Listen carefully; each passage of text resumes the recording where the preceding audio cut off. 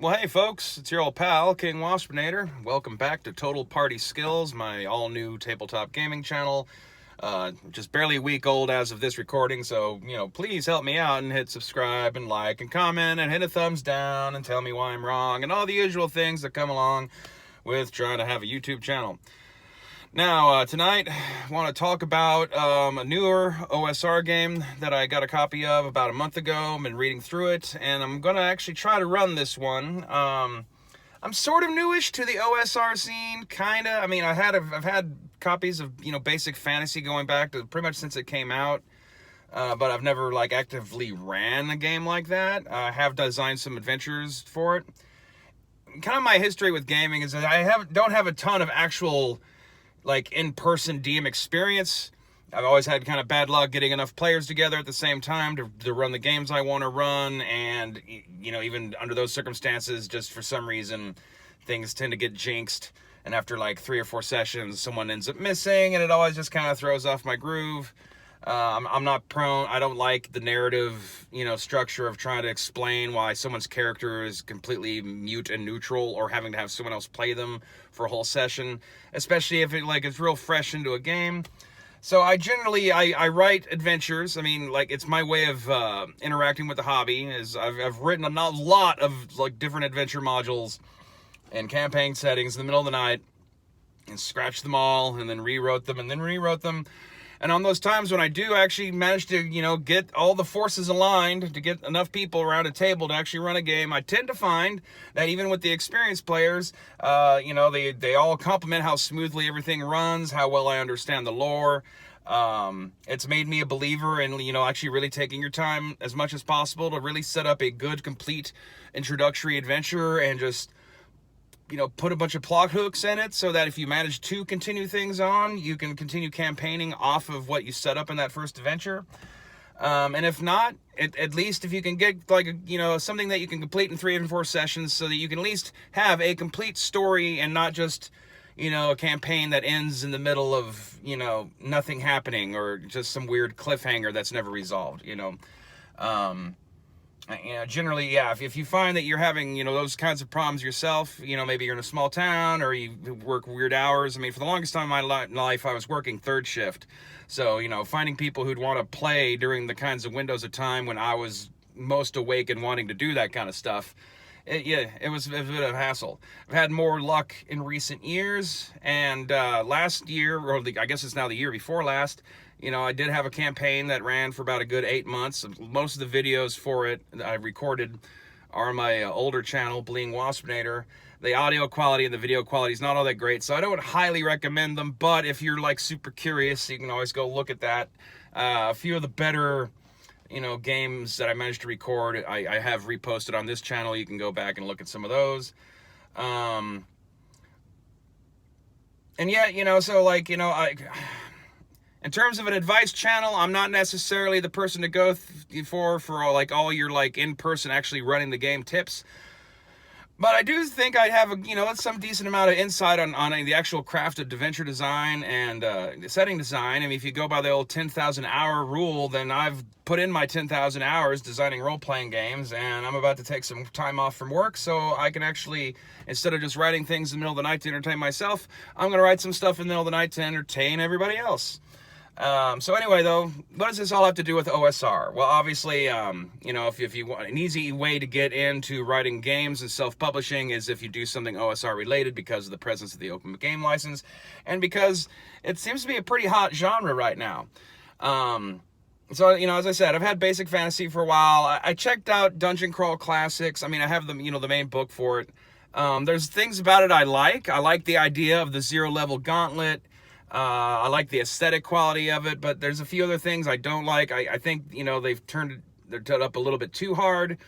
I'm not a type of DM or GM that's trying to thwart my players. I try to, set up the parameters of what's going on, and then after that, I try to stay as neutral as possible, if not actively encouraging them to try to figure out what they're supposed to do to defeat this thing. Some people treat DMing like they're like a coach of a sports team. Some people treat DMing as if they're opposing sides on a chessboard. I view it more as, like you're being a conductor. You're you're giving little cues to your musicians, aka the players, to get it all to coalesce and to create some sort of, beautiful music that individually no single one of you can quite create. Where the hell was I going with this? Shit.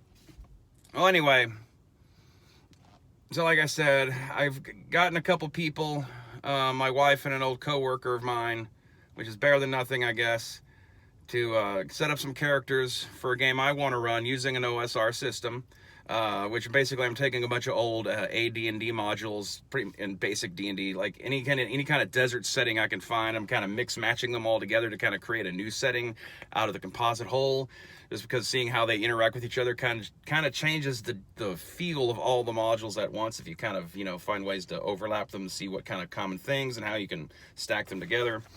But I need a rule system to do this with. And, as much as I do admire a lot of things about the OSR, style, there's a lot of things about 5th edition's mechanics that are nice. The advantage and disadvantage rolls, the economics around how you use actions and movement and combat, all that kind of stuff I like, and I don't necessarily want to throw away, and I don't necessarily want to have to take another game and add a bunch of stuff to it. So I've been just kind of generally looking around trying to find something, that fits. Well, this relatively new one that I got off of Drive-Thru RPG that I've also seen they have printed copies on Amazon too, that kind of seems to hit the sweet spot of what I was looking for, is Olde Swords Reign by one Scott Myers. It's basically, it's just taken the 5th edition rule set and stripped down the power levels to get the player characters more to resemble an OSR style character.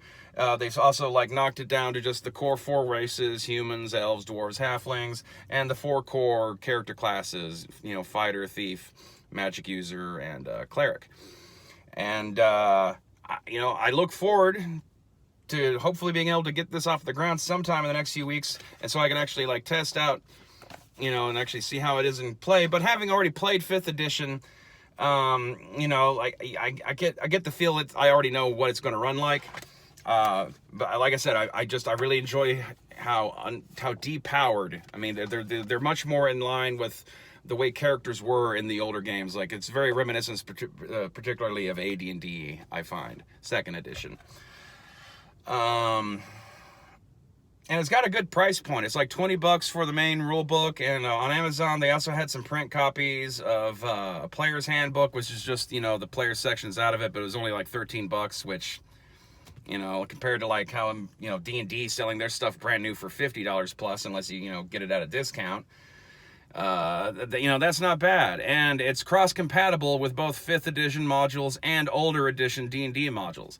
In fact, you probably have to maybe do a little bit more work with the 5th edition modules just to maybe depower some of the creatures or refigure what their challenge rating is. This kind of just goes back to just treating the number of hit dice as the challenge rating for the creature, which I like, because obviously, as we've all discovered, 5th edition Dungeons & Dragons challenge ratings don't really accurately portray how hard certain things are going to be, in either direction. Sometimes things are way easier than they should have been, and sometimes things ended up being just total monsters that you weren't expecting. The players, one of the games I ran, Red Caps,